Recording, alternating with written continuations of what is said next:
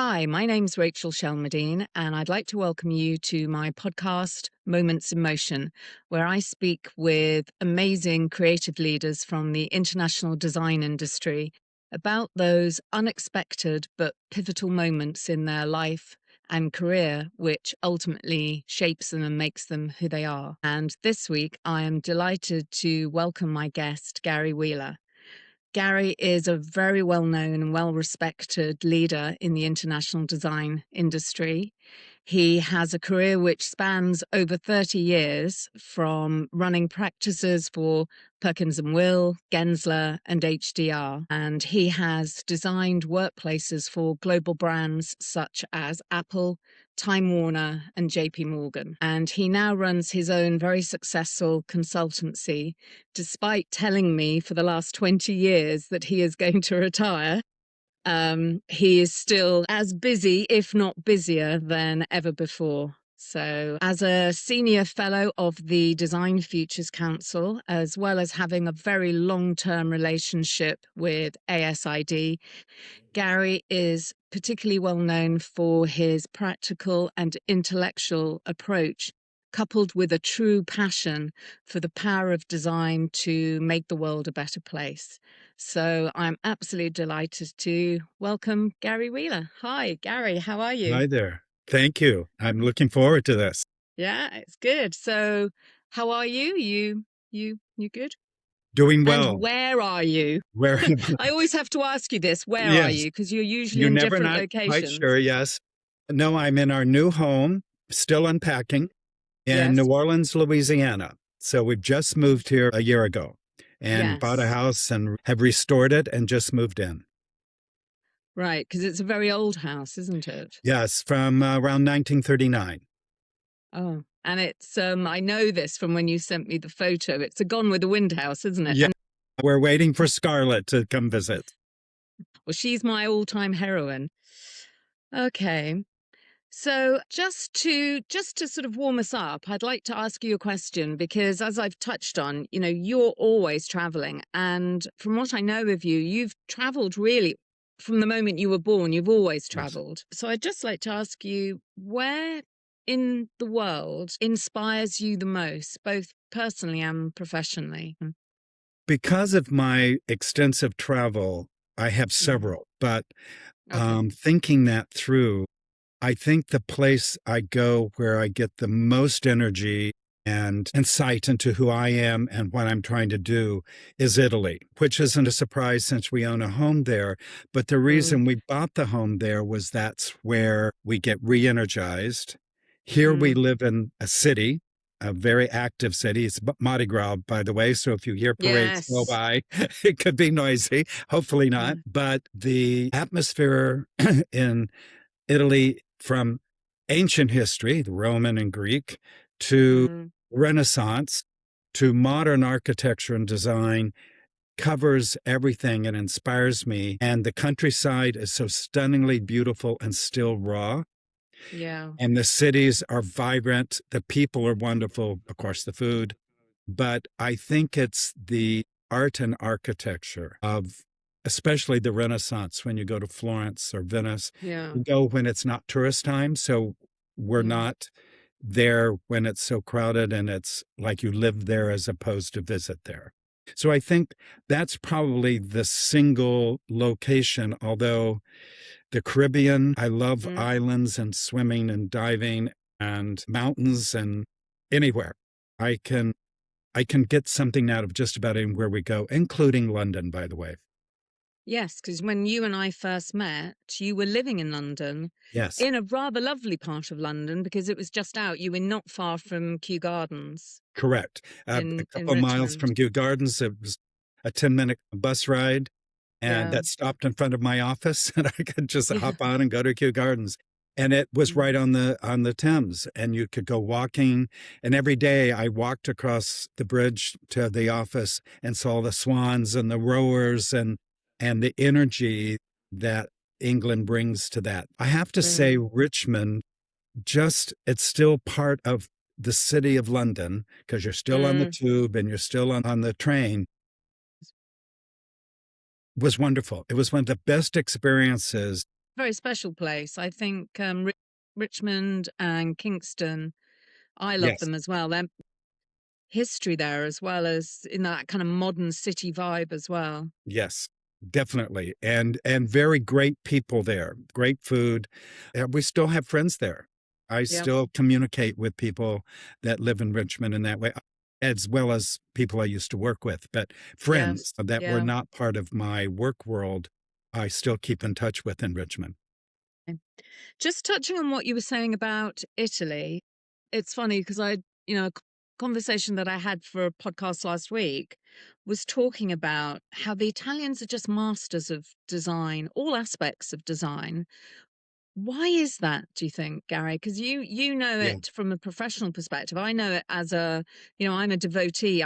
Like you, I love Italy. Italy is my number one place for being inspired. And Yes. I'm blown away because that mix of, it's not like they stayed in the past, because the past architecture and design is stunning and amazing, but they're so relevant. They keep up to date, and their design touches across all aspects, whether it be fashion, architecture, interiors, Mhm. retail interiors, hotel interiors. They just seem to be masters of design. But what is it? What sets them apart, do you think, that they do that? Actually, I studied that a good bit because I wasn't sure either.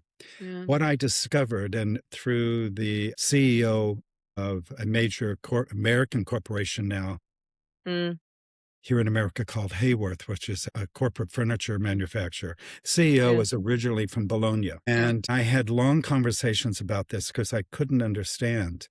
Mm. Design is core in all education in Oh, is it? Italy. He Mm, he's a chief financial officer is how he started. That's how Hayworth found him. They bought one of the Italian furniture manufacturers. He was the CFO, and mm, they brought him to America because they needed some of his insight. Well, he's now the mm. CEO of the second largest furniture manufacturer in the world. Wow. He said that even as a financial guy who, if you talk to a CFO here, it's not core to them, it's not part of their thinking. It Mm, is just inbred in the Italian education and community. Whether you're in the mm, middle of the country or you're in a city like Rome, design is mm, still core to everything you think about and do. And I think mm, that is the reason that they have stayed ahead. They don't just follow the trends, they make the trends. mm. And in architecture and interior design and in thinking. And so I agree with you. It's it's just core to everything they do. A guy was talking to a brand designer who does a lot of work in retail and Mhm. hospitality. I was just saying the difference when you go to anywhere in Italy, and you know this, Gary. It can be even a small town. It doesn't have to be a Yes. Rome or a Milan. It can be a small town. The design is always there in little shops, even in tiny little independent Village. shops. It's playful, but it's so functional, and they manage to marry functional and beauty together with a playfulness, a lightness of touch that I just don't see anywhere else. I see a little bit of it in Portugal, strangely enough. Yes, in southern Spain. Yes, and southern Spain, there is that same lightness, and but Yeah, that it's in everything. There is a thread through just every meal that's brought to you, even the way the food is presented on the plate, to the cutlery, just everything. And I think you're right then. It's intrinsic to them as a people, to their yeah, culture. yeah. I think about where we live in Italy, and it's the middle of the countryside, but Mm, within 20 to 30 minutes, I can be to fashion houses, Michelin star restaurants, mm, 20 minutes to an hour, and you're in the middle of Siena or yeah. Orvieto, which is stunningly beautiful Yes. and so inspiring. So you don't have to go to the big cities. It's the little ones that are, I agree with you, that are just as inspiring, and sometimes like Pienza, where pecorino cheese comes from. I This know tiny Pienza little up village on the is, hill. Yeah, I went there because we went past it on a bus, yep, and I love pecorino. I mean, I could live on pecorino and prosecco. And I saw it, and I thought we've got to go there next time. And it yep. is. It's tiny, Yeah, we go there almost every time we go to Italy. We go and buy cheese. stunning. Yep. It's just a beautiful place. So I wonder then, how can we incorporate that across other parts of the West? We need to start at education level then, obviously. It's an education issue.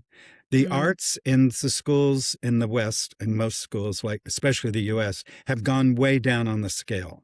We Same here don't as well. invest Some in the schools arts. don't even offer it anymore. Yes.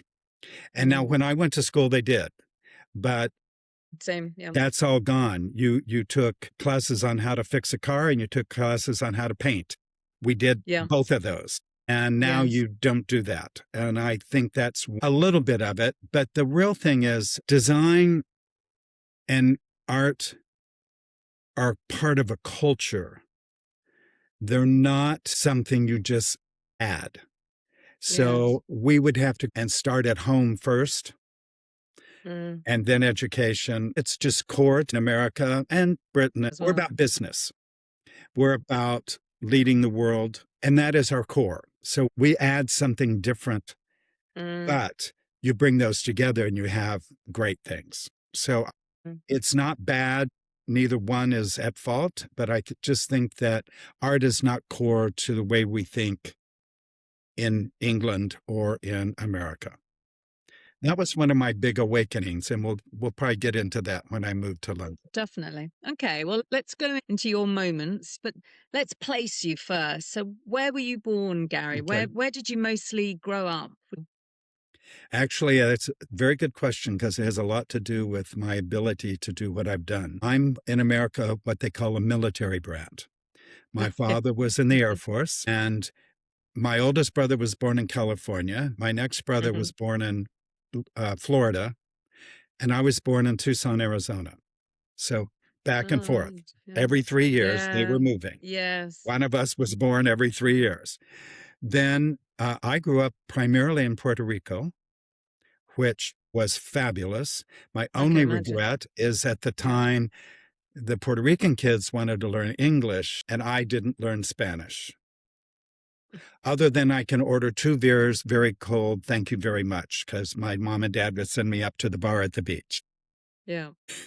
And then we moved to northern Louisiana, Barksdale Air Force Base, where I went to most of my high school and stuff. And then my senior year, we moved to New Orleans. And I went to a great Catholic school here as a Protestant. I Mm. was the first Protestant in the school. They But let you in. well, I had to apply. My It was Catholic school wouldn't have let you in, Gary. no, They'd have said you were going to cause, God to send a and thunderbolt or something. I'm sure they still think that. Yeah, I was the first, and I'm still friends with some of those people. That's an incidental moment, by the way. You're not Mm. supposed to move, especially a male, their senior year of high school. My Yeah. parents did. It was a game changer for me. The way the brothers and the teachers taught us was totally different than public school. And I learned to study instead of memorize, which was a game changer for me. One of my Mm. favorite courses, and it still sticks with me to today, was a world history class. In public school, you study China, and you study Europe, and you study Japan, and you study the United States. You don't study 1,500 across the globe. And we did at this. He taught us what was happening in China and what was happening in Italy and what was happening in America. Mm. And that changed the way I thought about the world and about different cultures. And being a military brat, again, I was very open already to culture because we were already Yeah. integrated. I didn't have to go through all of that opening up of society. We were always there. Yes. Yeah. And same with religion. We were all Jewish, Catholic, Protestant, whatever. We went to the same schools. We did the same things in the military. And Mm. so I was already very liberal and open to that. Mm. But it was a good thing because I didn't have the struggle that so many people have with the culture in Yeah. America that changed during that time. So that was my beginning. So we moved basically every 3 to 4 years during my childhood. So as I got older, moving, while still traumatic because you're leaving your friends behind, many of those people Mm. are still my best friends, or some of them are. So that is, I think, who I am, is that ability to adapt. And was there creativity always there Wasn't throughout? in the schools, but even at 9 or 10, I was already drawing buildings. All And right. Lincoln Logs, which was a toy here in America that made log cabins and stuff out of, and erector sets where you built towers and machines, I Yes. had as a kid and Mm. always played with. So very early on, I thought about design and building. And Mm. a funny story, when I was 12, I announced to my parents that I was Italian. And they Oh, just, so it was there. You had a prescience of your future. yes, and that I had mixed paints for Michelangelo. I ground Mm. the pigments for him Nice. Nice job. in a former life. And they just kind of stared at me and they said, Gary, you're Swedish and Dutch and English. It's no, So no there's, Italian. there's no Italian blood. But here I am, years later, Mm. living half my time in Italy. So I guess I was Italian. But did you, so if you were always interested in drawing buildings, did that lead you to thinking then I might want to be an architect, or did that come much, much later? Or was that sort of bubbling away even when you were sort of Even when I 12, was young, I 13? was going to be something in the arts. In fact, in Okay. high school, I actually co-owned a ceramics shop where I taught people how to throw pots and make Yeah. ceramics and paint and stuff like Yeah. that. And through college, I made money doing that, selling I never products. knew that. So it. That was always part of my thoughts. And in fact, when I first went Yeah. to university, I thought, well, I might go into art instead of interior design or architecture. Okay. And I had a Yes. great Yeah. counselor who told me, no, Gary, you're going to be poor if you do that. And you're Yeah. not going to be You'll never be able to go to Italy because you'll be too poor. yes, unless you're in a freighter in the basement Yeah, exactly. shoveling coal. Okay, well, thank you then for placing you. Actually, I didn't know some of that. So tell me then what you have pondered on for your first moment when you're going along in one direction and something unexpected happens that takes you in a different but a pivotal direction for you in your career. I think it has to do with university. I had planned on going up northeast in New York or Boston to go to a design school. Yes. And my older brother was going to a small university here in Louisiana, Louisiana Tech, and Mm. insisted, because he'd heard about this professor, that I come up and at least look at the school. So to get him off my back, I went up and checked the school. And by chance, the woman who was head of the design department, I met in the hallway, was introduced by the kid taking me around. She invited me into her office and we sat and talked. And I signed up that day to go to that school. Really? So if she hadn't been walking down the corridor at that time, I you never would wouldn't have have picked gone. there to go. She was such an inspiration. And Mm. to give you an idea, a short little story, senior year, I was going through a lot of stress. It was end of the Vietnam War. I was going into military. I was in Yeah. ROTC, so I was going in myself, probably end up in Vietnam. I was going through all this struggle in my mind about. And my senior year, I was really struggling with who I was and where I was going. And she left the school every day on the dot at 5 o'clock. Senior year, we had our own private studios. It was an old dorm, so I had a dorm room and I had all my painting and drawings and stuff on a big drafting board. And 11 o'clock at night, I'm sitting there drawing my project, which was not going well. I was very frustrated. And all of a sudden, I felt someone behind me. You know how you have that feeling that there's Mhm. someone Mm. in the room? Mhm. And I slowly turned around, and there was Mary Moffat, just standing there staring at me. And I was shocked. And Miss Moffat, what are you doing here? Gary, go home. You need some rest. I said, no, I've got to finish this project. Gary, it's not any good. Don't worry about it. Just go home and get some rest. Your project Mm. doesn't meet your standards. We'll deal with it later. She turned around and walked out of the room. And I Mm. just sat there. She told me I'm going to fail. I'm supposed to go home and go to bed. I ripped the project in half, started over. I did turn it in a day late. She took points off for being late, but I still made an A minus. What I learned, though, from that, the lesson was you can't tell me I can't do something. Mm. So, and that has helped me throughout my career. When I've been told no without Mm. a good reason why, I succeed. So that was a very good lesson learned. Was she surprised, or do you think she knew you well enough? She knew what she was doing. That's She was why clever she's enough. She knew, so yeah. she had, I guess she knew that I'd been there every night till 11 or 12 or 1 in the morning. So she had her feelers out, and she knew what she did that on purpose. She knew how to get to me, and she did it. So yeah. So it wasn't a surprise to her at all. It was planned, but I didn't know that. I love her for it. I still think of her every day. But how strange. It's funny when you think of life that if she had just been 30 seconds earlier or later when you were being shown around by that kid, you wouldn't have bumped into her. I love that about life, that Yep. seemingly is it random and yet your whole life hinges on that random moment? Or is it that in that moment you suddenly walk into your destiny? Is it that you had to meet her? That was going to happen no matter what. Yeah. And she had a second incident set to keep this same story going on. My senior year also, or between our junior and senior years, the first student conference ever held for interior design students was held in San Francisco. And she insisted I go.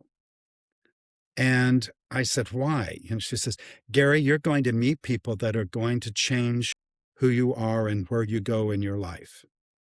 Mm. So I was one of 22 students Mm. that went to San Francisco for the first, what then became ASID, which you mentioned in the intro, Yeah. student conference.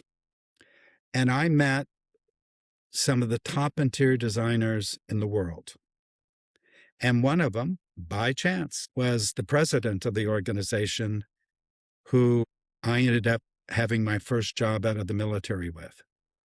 So again, Mm. Again, she was a pivotal person then for you, Mary Moffat. yep. Oh. So Edward J. Perot in Houston, Texas, one of my heroes. And he was Mm. someone who helped change the design profession in America. In that Mm. it was him and his other officers at the time, leadership, that set up what we now use for judging education and getting them registered, the first testing to get me as an interior designer registered. They set up all of those things that now make me a professional. And that was going on in those years in the late 70s, early 80s. That led to all the change in the design and the elevation of interior design. And it was going on at the same time in England. Both countries were lifting the profession at the same time. So, did you let her know how important I a did. figure she I was to luckily you? I went back and saw her one time, and Yeah. I am so glad I did because unexpectedly we lost her the next year. I had already moved to Minnesota, and I was home Mm. visiting my parents, and I went to Tech for the day to see her. Yes. And I'm very glad I did.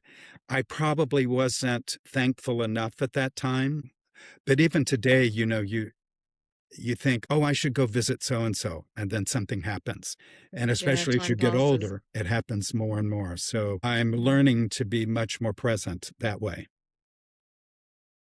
Yes, and I always think those people in your early career who, without them, you just wouldn't make the moves by random chance. One of my bosses, I was introduced to him through a recruiter into a totally different world. I was in the media. Yeah, And without meeting him, I never would have become a coach and I never would have set up my own business. And I let him know. And I also, a few years into my business, I rang the recruiter up and said, thank you. without you seeing something in me, because, she'd interviewed me. and I was thinking of, a different role in the media. And she just saw something else, and without her thinking like that, I wouldn't be here talking to you now. There is a direct line to my progression because of those two people. Totally understand. Yep. And get it. Yep. So you must always tell those people because I don't think they realize, and I presume you've done the same. I know I have. You might give a piece of advice or you just happen to meet someone at the right time, and then you've shifted them on to a Yes. path. And especially now at this age, I'm getting that back from the people I I bet mentored you are. that I just thought I was being, passing stuff on. But that is so important, that mentorship. I've had great mentorship my whole career. Yes. And from very early days with Mary Moffat, with Ed Perot, and on through my career, I've had people that have really helped me. Yes. And that's something I've tried to give back. Definitely, because when I first met you, that was a big part of how you approach leadership through mentoring Right, and facilitating people to be their best rather than point and click or do as I do. It was right. very much about bringing out the best in every, because you had such a big, diverse team, And that and it really everyone was has an about. equal voice. I think that's kind of core also. Too often, especially in architectural and design firms, the star dictates. In some Yes. cases, if you're a true star, Mm, Bjork Ingels at big architecture, okay. But yeah. in most design firms, it should be about teaming and bringing out the best in everyone. That's the environment I do best. I'm not good with politics. No, no, nor me. That's why I went to work for myself to avoid Yep. politics, really, to be honest. Although all my clients that I go into, I'm always go into the middle of politics, but when you're on the outside of it, it's not quite as Not quite bad. as bad. Not quite as bad. Okay. So tell me about your next twist then in your I career. After my first couple of years in Houston, I had an opportunity from my college days where I did my internship to Mm. move to Minnesota. And um, it was to design the new law school for the University of Minnesota. That was going to be my primary role, Nice. That's a nice with a project. minimum of 3 years to do it. I'd be on the staff of the university, but I would have 100% control. Well, as a young designer in their 20s, I was Mm. 24, 25. How could you not say yes to this? That's a project of a lifetime, Yep. isn't it? And it changed That's my a life landmark project, yeah. because I was there for 3 years, and 50 years Mm. later, I moved to New Orleans. So we lived there. So there was obviously something good about Minnesota then. You Yes. Yeah. liked. Well, you find a mate and it ruins everything. But it's also, I think the next thing was still, I was very involved in ASID. I was in the chapter there working. That's how I got to meet people in the design profession. Organizations like that, to me, are core to my success. Every job I've ever gotten or considered has, in one way or another, been through a connection I have at ASID.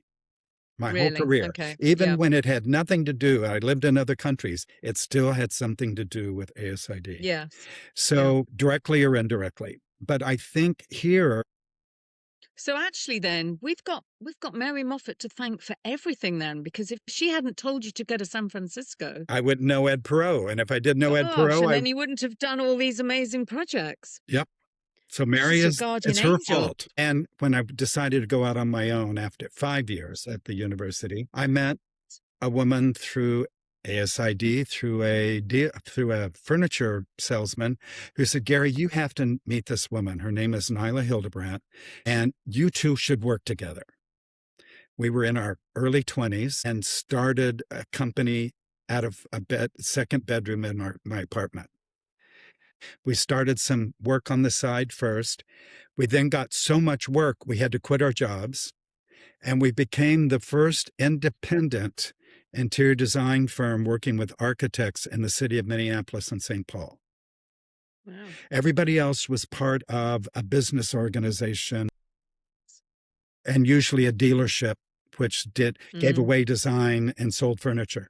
We were the first standalone, and most of our clients were architects. And we did most of the major buildings here, like the convention center in the city of Minneapolis, restored the state capitol, several Which high is a beautiful rises. building. The state capitol building in Minneapolis is It's one of beautiful. the most beautiful in America. And It's it was just a stunning. great project. And Yeah. so Nyla and I started that, and I ended up owning the company for almost 20 years. And through another mentor, Neil Frankel, who was head of SOM, one of the world's largest architectural firms, head of their interior design practice, he and I did some work, pitched some projects in Minneapolis, and he suggested to Perkins and Will that they consider hiring me. My firm was then almost 20 years old, and they bought us with 3 promises. And this is another one of those moments. I didn't have to manage the office anymore. They would hire a manager so that I could go back to design, because that's where my strength,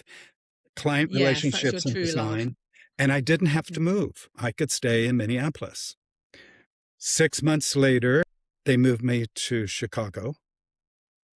And 6 months after that, I was named managing partner of the headquarters office of Perkins and Will, the first interior designer ever to be selected to run a major architectural firm in the city of Chicago. So those 2 moves are totally unexpected then. That was not at all in your game plan, was Never. it? No. Never even thought of it. So I was in Chicago for 10 years, and it was the biggest education of reality I've ever had. Number one, running an office with a couple hundred people in it is not like running an office with 20. And you had to get architects and interior designers and engineers to work together when they were all possessive. You had to get clients to accept that you could do all those things or just one of those things, depending on what was right. And you had to get people's egos out of the way. Now, luckily, we have, and he's still there, his name is Ralph Johnson, what I would consider a star architect. He is brilliant, one of the best architects in America, but he's never had the ego or the need to stand in front of everyone and say that. So he didn't want to ever have his own firm. He wanted to design, and that's what he does. He's a fabulous designer. And so to this day, he's older than me, he's still designing for Perkins and Will. I never had to struggle with him at all as a leader of design for the whole firm. He led for the whole firm, which had 15, 20 offices. He was headquartered in Chicago, and we did work all over the world. And it was a wonderful, wonderful opportunity. And I was able to bring things to them that they didn't have before, like strategic planning. I had been taught that when I was president of ASID. I brought that to Perkins and Will. And we used that to up our office. And then when I was named to the board, I brought it to the board. And it really helped us, especially with multiple offices, to know where each other was going and not to judge each other as negatively, as often happens when you don't understand that they have a plan that relates but is different than yours. Yes. Because of culture, because of projects, because of clients, because of focus, because of team. And that helped the firm really elevate itself. It's still one of the top 5 firms in the country.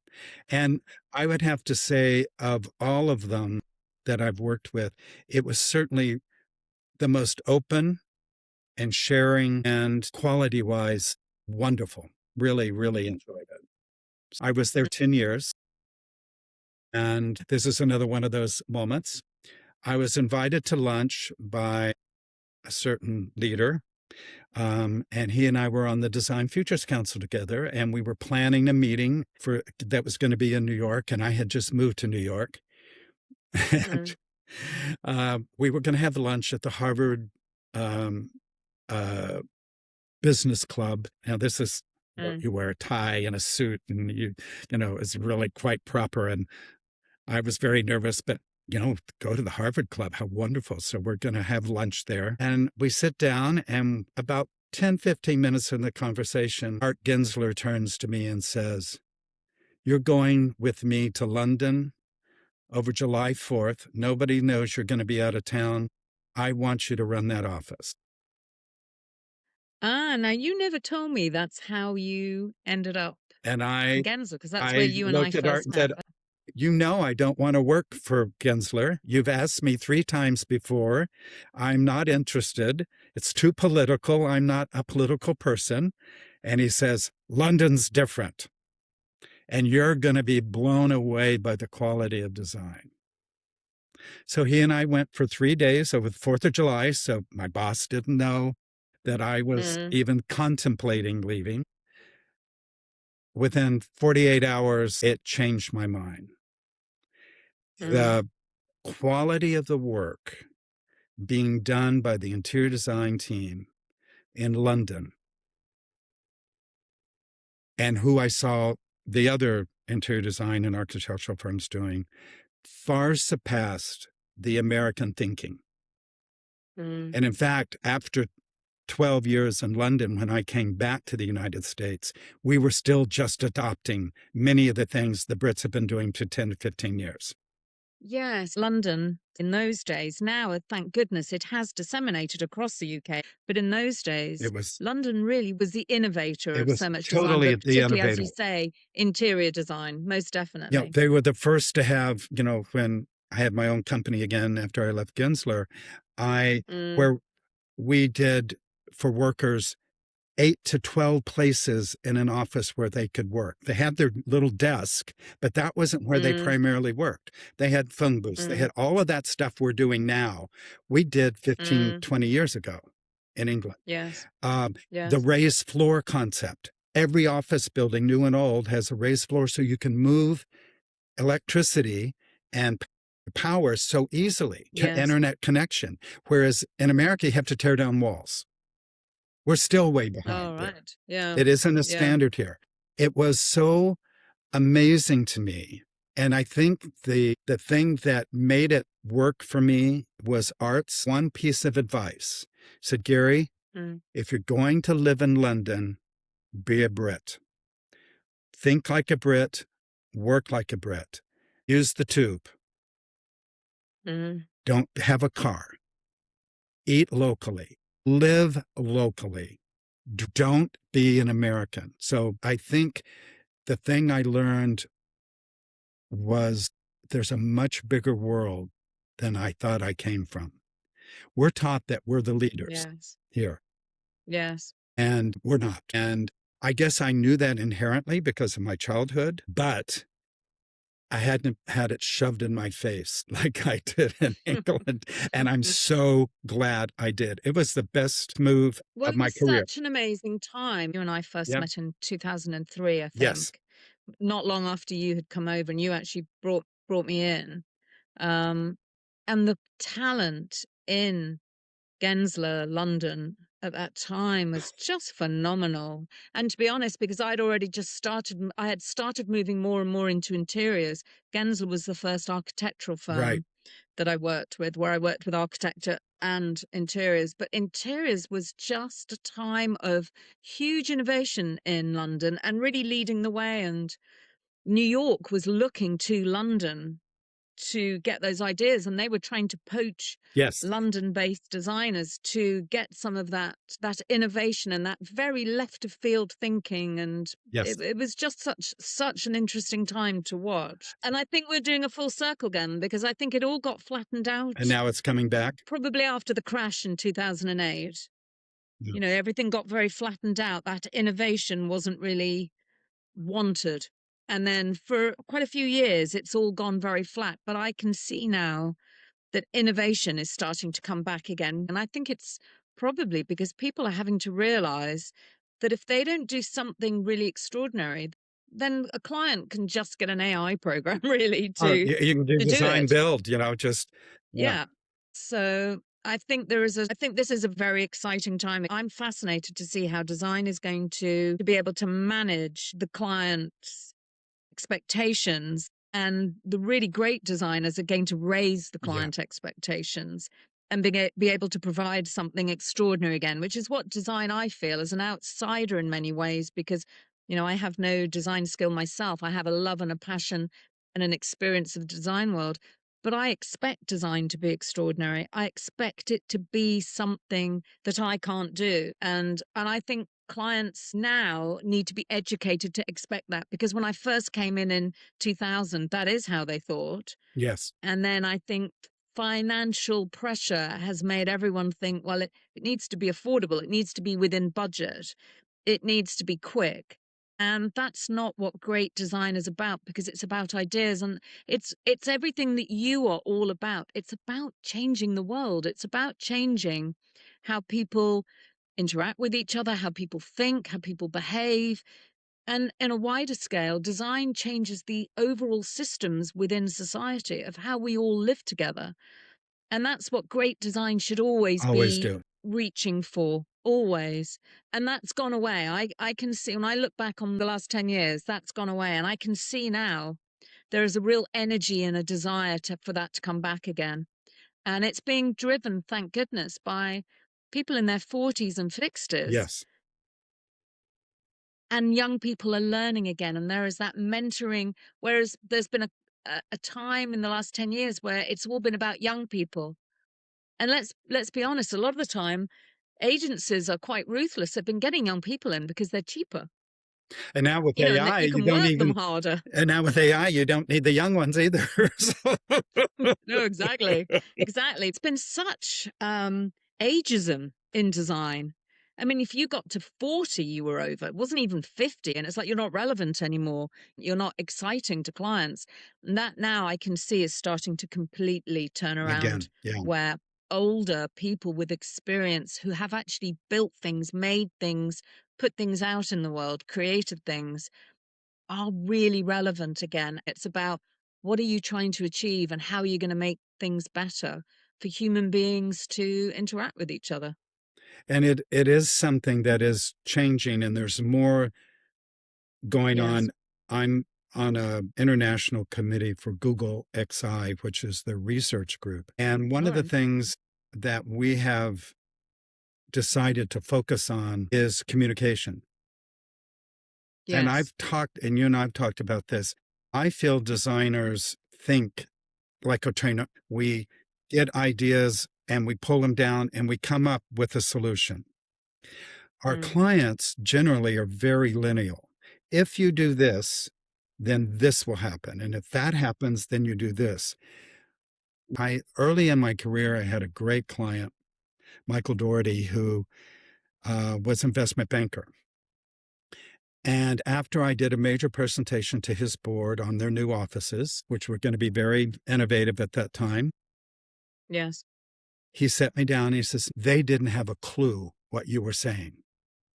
Now they trust you because I trust you. Mm. You weren't making sense to them because they didn't understand it. Mm. You need to talk to them in their language. He walked me through my presentation. He had understood it. His wife was a residential interior designer, so he Uh, knew the way we think. But he walked me through that. And for my whole career, I have done that. When I present, I talk linearly. If you do this, this happens. If you do this, this happens. And it yes. changed the way I present. So at Google, that came out as an issue. And with the science coming on board very strongly, that is going to be a game changer for the design profession. Bringing neuroscience into the thinking and understanding of the multiple ways people think. Absolutely. And we're Mm. researching how to help the design profession understand how to communicate better with our clients. So we're doing a Yes. lot of very good research. In fact, that's where I'm flying next week to Atlanta, is for a global conference on this subject. And we'll be releasing our findings next year. The great thing about this with Google, I expected them to start charging people for the research. We're giving it Mm. away. It is going to go public. So I'm very Mm. excited about what they're doing for the future of the profession. It's a very interesting thing, and certainly not something I thought I'd be doing at this point in my career. No, it's But it amazing. goes back to your age thing. People on this committee are everything from the 20s and 30s to the 70s, and we're all given invited equally to the table and being listened to. It's really fascinating. It's just at the right time because the design world is at a pivotal moment. It can either get subsumed by AI and the fascination with AI, and also the fascination that makes, we now are all designers. So I can go on to a software package and it can create something. I'm now an architect. I can do a master Yep. plan. I mean, it's nonsense, of course, but there is that sort of that fascination. We're in those early throes of thinking it can do Yep. anything. Then coming up fast behind it is the realization that actually it is about thinking and how you use AI, but it is the sophisticated human thinking. And as you said, all those types of thinking plugging in to use AI in a way that just speeds things up and refines things where needs be. But it is the sophisticated thinking that drives it. Right. And I think that is coming up fast behind, thank goodness. Most of what you're doing, if you're not a professional using AI, is the decoration part of design. It's not the design. You're not designing the room, Design. you're designing where the sofa goes and if you Yeah. have drapery or blinds. That, that's fine, but Yes. that's the decoration. That's not the thinking of That's not the why, deep effect. how, Yeah. and how is it going to be changed in the future. So again, one of the things I learned in practicing in London, especially, is that a building lease in London at the time was a minimum of 20 years. So they're investing for the Yeah. future. They're not Yes. thinking about in 5 years we can get out of this lease. They're thinking 20 years from now. So they're investing in quality, they're investing in adaptability, and they're investing in the employees, because making them Yes. happy and successful will make the firm happy and successful. And that's why I think outsiders get it so wrong and why they think AI is going to take over from that. Because as you say, it is actually about how it's going to strategically influence and shape how the employees work to their best. And it's much, much deeper Much. than, as you say, simply the look of a place. Uh, And I think that yeah. it's that understanding of the corporate culture and the corporate goals. And it's the same if you're doing residential. How is the family work? How do they interact?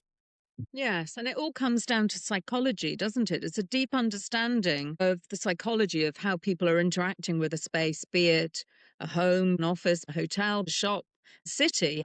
And it's funny because I've always thought, that it didn't really matter if you were working remotely or working Oh, it together. But does. I'm hearing more and more designers are saying they have to be It's together. a team They effort. must actually physically be in a space. And I'm hearing this more from designers. And I think there's been a reluctance for people to return to work after the lockdowns and remote work, because I think their cities and their spaces just don't work for them. Whereas, of course, they have more control in their home space and they make it work for them. But then there's that huge opportunity because if people need to be together to collaborate to get the best ideas, then we need to really be working on making how people move around to get to their work and also then how they are within their workspace, because we're getting the best of people if we get it right. Right. I think we've been thinking, great, everyone can work from home. That's cheaper, that's easier, that we won't have overheads. I mean, I've come across businesses now who have no offices, and I think that's a mistake. But predominantly, I think very much design people want to be together. And people with, I understand with families and stuff and young children, that need for flexibility. And so finding ways to keep people engaged is very important. And Definitely. in the design profession, you have to be together. You have to pick that pin up and take it out of somebody else's hand and draw on a piece of paper. And you can't, now we're getting better at that with computers, but that's not AI. Mm. That's good computers where we can see the same thing at the same time and work on the same drawing, but we're still together. Now it's remote is okay. And I love the flexibility that we're able to give, but we need to be in the same room at the same time and have discussion and disagreement. Yes, that's the thing. It's the disagreement. I think there are key moments when design teams need to be together. And what makes a difference when you're remote, those disagreements are not going to come up. And it's actually in those disagreements that the bad Yeah. ideas get whittled down and the great ideas get refined because you're circling around them all the time, which you don't do. There's not that same energy when you are doing that, even if you have a fantastic Or that computer link. idea that comes That out of doesn't matter. nowhere simply because you're all sitting around Yes. talking. And there's just that energy that creates that physical energy of being And together. Yeah, I you agree. just don't get, we can't have that kind of interaction on a computer because you interrupt each other. Yes, you lose a moment, whereas when you're together, the moment's still there. You can still grab it to make something of it. Going back quickly to the coaching strategy for a minute, you did that with two places I worked, my own firm and prior to that at Gensler. I think some of the core things we got out of that as a team was learning to accept other people's ideas without it being an insult. And I Absolutely. think Yeah. that in the design, well, in any profession, it's somebody else's idea that could be, oh, you're stepping on my territory. That's my area of practice, or I'm the leader here. With learning to accept equally doesn't mean you do it, doesn't mean you adopt it, but to accept other people's ideas equally and know that they're important. And we should discuss that. What is it? What's the impact? I think that is my responsibility as the leader, to listen to everybody and use their ideas so it's ours and not mine. I don't own it, we own it. Yes. I would say about 80% of the work that I do with leaders across all areas of design, not just architecture and interiors, is about creating that feeling that it is the solution that's ultimately where you're all going. And that's what makes success. Yes. It isn't who's got that idea. It's as long as there is the right idea and you all facilitate that with each other. Yes. That's, coming into architecture and interiors, people have such strong opinions and it's so individualistic. If I can work on that bit, then everything else is easy. If I can, get that barrier of that sort of cult of individualism, that it needs to be me that is the answer, I'm the solution. And no, it isn't. There is a solution there for you all to uncover. And you might be the strongest leader to make sure everyone puts their best into that.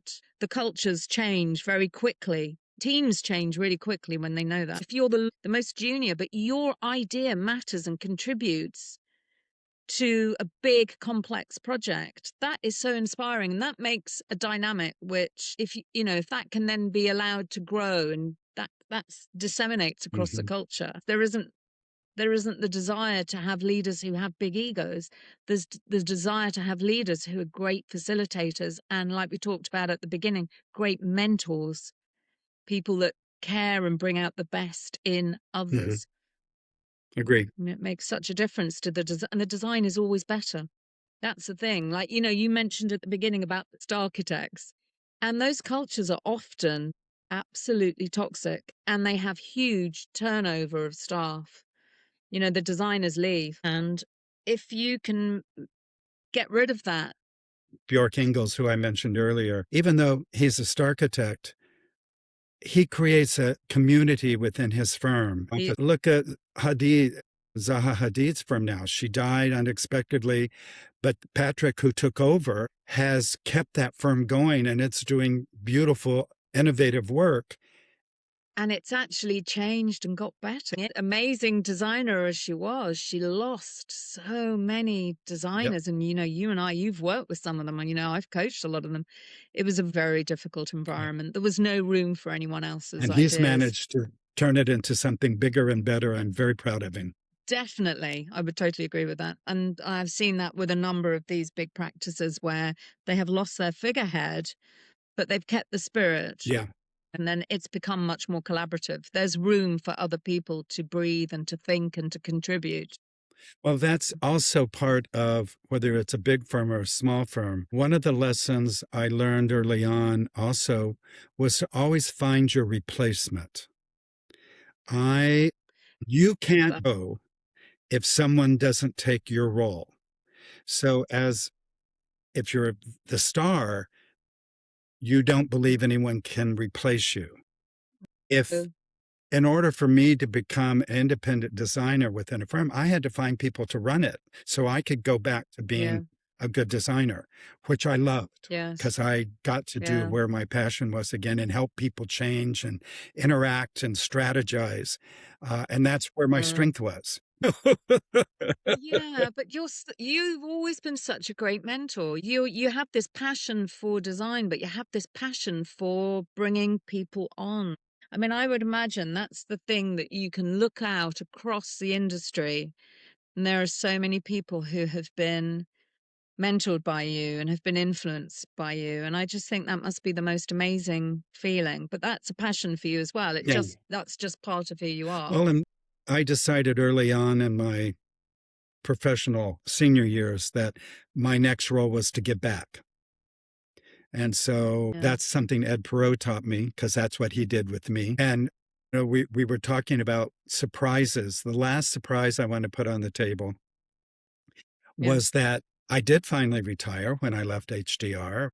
Put it on, Did you? yeah, I put it Did out you on though? Facebook. For how Let me long? tell my story. I put it on Facebook. I'm retired. And I got all these congratulatory notes and Again. stuff. And 2 weeks later, I was made CEO of ASID. I remember that. I remember going, hang on a minute. What? I saw it on LinkedIn and I think I messaged you. I was like, What? what? And what is it to I thought, become CEO what's of an that about? organization with almost 50,000 members in the middle of a pandemic where you can't visit any of them or talk to them? I know. Yeah, I remember So I did talking to that you for about 3 it. years and that's done, but Yes. it was really funny, and it was somebody that I had met, the woman who was chairman at that time, Jennifer Kolstad, who is now head of Ford Motor Company, all design dealing with Ford except the automobile, showrooms, hotels. She did the New World headquarters. She's the one that called me up and said, I need you to do me a favor.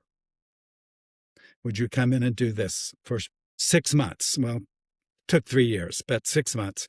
I was going to say it was a little bit Yeah, more. It was a and little bit more than it six was a months. great way to end a professional career as is giving back to the organization that had helped me all the way through my career.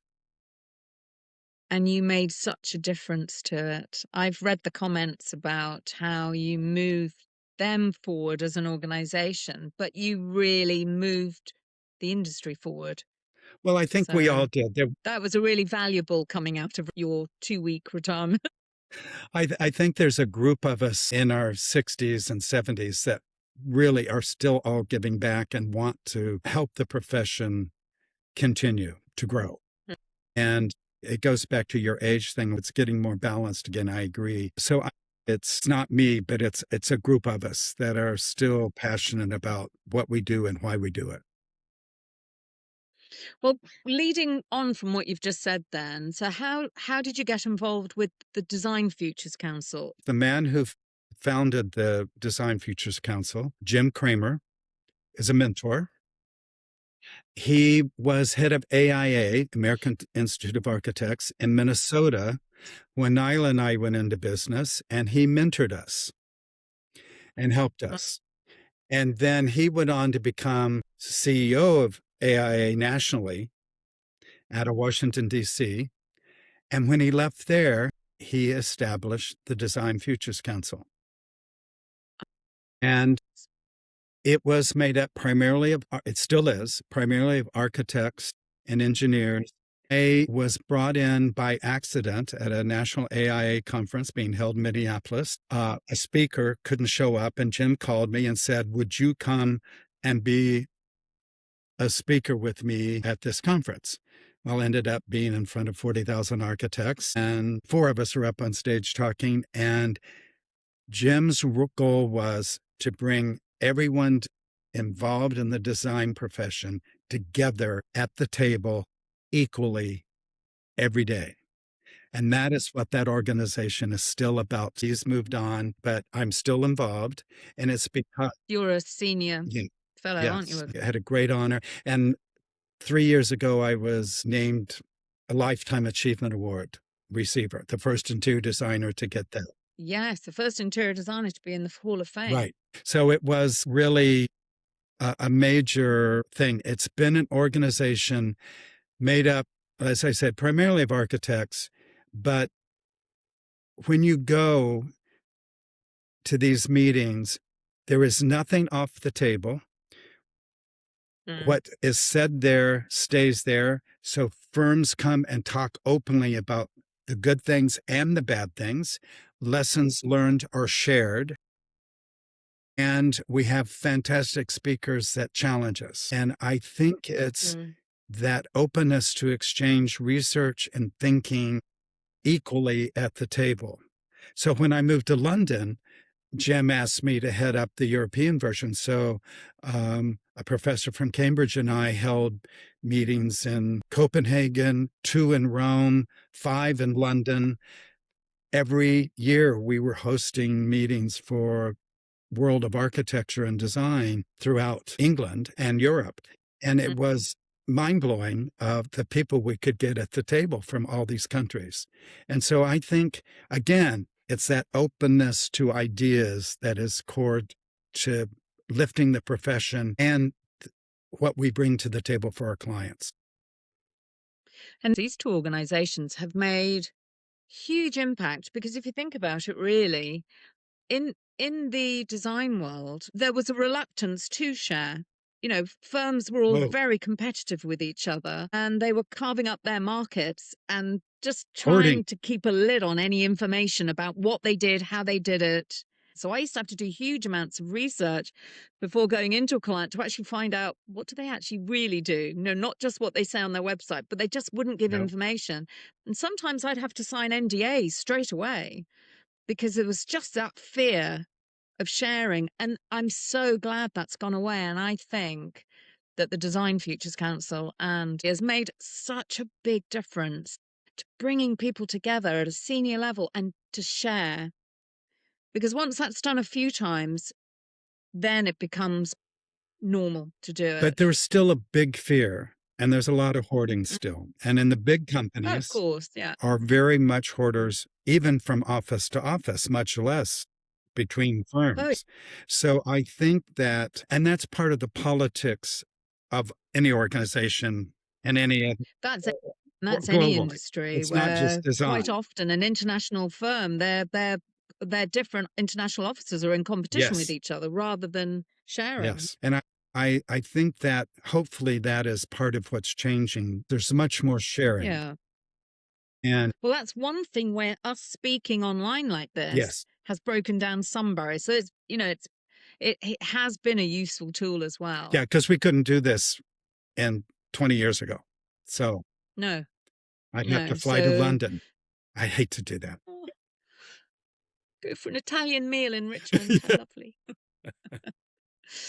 Definitely barriers are breaking down. I see it across the design industry. And whilst there is huge financial pressure, and there has been really ever since 2008, it's been quite Yes. relentless. And then AI as well, really putting pressure on certain areas of design. I think in a strange way, the most positive thing to come out of lockdowns was people want to share. I think we hadn't realized how special and how important it was. And I can see that, you know, that does influence from a ground up rather than leadership down. That does influence the cultures now. People want to share. They don't want to be hostile to each other. They want to go and hear how are other people doing things? What are they Yeah. experiencing? As we've gone along, you've talked about lessons learned through all these pivotal moments. Is there something that you can see that is a big lesson that you can share for people coming into the industry or, trying to make their mark in the industry? Yeah, I think the core thing is to be open. I think being loyal, learning as much as you possibly can, but also being open to other ideas is core. I don't think there's anything in my career I would really change. Yeah, because that's my last question. If you could go back. No, because if I had stayed at PNW, I would never have made it to London, and that changed my whole life. And I learned so much. So, no, there are disappointments. I wish I had learned to be political, but I'm glad I didn't. But it would have helped maybe, but I'm not good at that, nor do I ever want to be. I always say that is not a skill anyone should learn. It's Well, I didn't learn it. highly destructive. No, when I first went to work in a business, I wanted to learn how to do it. I just couldn't, because I wanted to just tell the truth. If there's a problem, let's just get it out on the table. Let's just work it through until everything's Yes, okay. I'm No, still that way. that's not how you're meant to do it. No, let's all kind of cast horrible looks at each other over our desks and have bad atmosphere in every meeting. No, let's do that instead. No, well, I'm leaving then. I'm not doing that. I can't. Life's too short. Way, way too short. So, yes. So, nothing would change. Nothing would change. That's okay. That's good then. Okay, so that's wonderful. Lovely Love to. to hear all Great to see those. you. Fascinating. You've had such a fascinating career. I can understand why you want to give back so much, because how wonderful to have had that Well, career. I was I given mean, so much. you went into design in the absolute golden days. I mean, going off, Mary Moffat sending you off to San Francisco and meeting all those people, and just the journey that you've been on. It's just wonderful. So where can people reach you, Gary? How can people reach out to you? Is LinkedIn the best way? If people LinkedIn want to or, work with you, yeah, if people just want to talk to you, be mentored by you? LinkedIn is probably the best way. I use it. Yep. I don't post very often, but I do check it every day. But yes, that's probably Yeah. the easiest way is through LinkedIn. Okay. I'll put a link to your Okay. profile. And we love Mary Moffat. See, Thank God for Mary Moffat. I'll always remember her now. she was, She now lives in my yeah, head. she's Miss Mary M. Moffat was her name. Lovely. Thank God for her. Gosh, your life might have been very different, Yeah, because she expanded your yeah, horizons, didn't she, by pushing you to go to that San yeah. Fran And conference? she insisted I go, and I kept saying, why? She says, go. So I did what she told me to. Guardian angel, Mary Moffat. Okay, have a lovely rest of the Okay, you day. too. Hey, thank you. Bye bye.